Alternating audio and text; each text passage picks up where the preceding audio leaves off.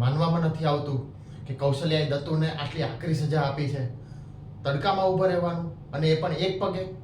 આખા દિવસનો જમ્યો નથી. દત્તુ તે પાણીનું ટીપું પીધું નથી અને એક પગે કેવી રીતે ઊભો રહીશ? તું મારા ખભા પર પગ મૂકી દે. કેમ? તું નાનો હતો ત્યારે મારા ખભા પર બેસીને નહોતો ફરતો?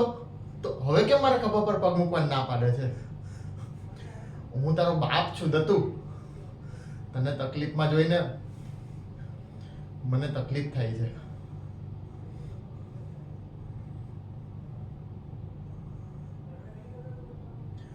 દશરથે જ રામને વનવાસ આપ્યો હતો, એટલે પ્રાયશ્ચિત રામે નહીં પણ દશરથે જ કરવાનું હોય. તારી માં તને સજા આપી શકે છે, એ કાઠા દિલની થઈ શકે છે, પણ હું નહીં.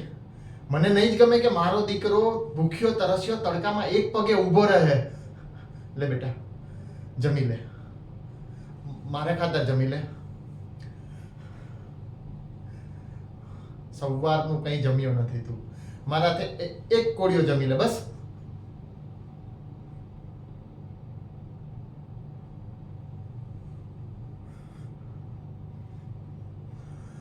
કૌશલ્યા, તમારે જે કરવું હોય તે કરો, પણ આ તમે જે કરી રહ્યા છો ને ખોટી જીદ લઈને, એ બધું ખોટું છે.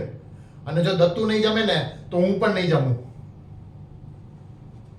Thank you.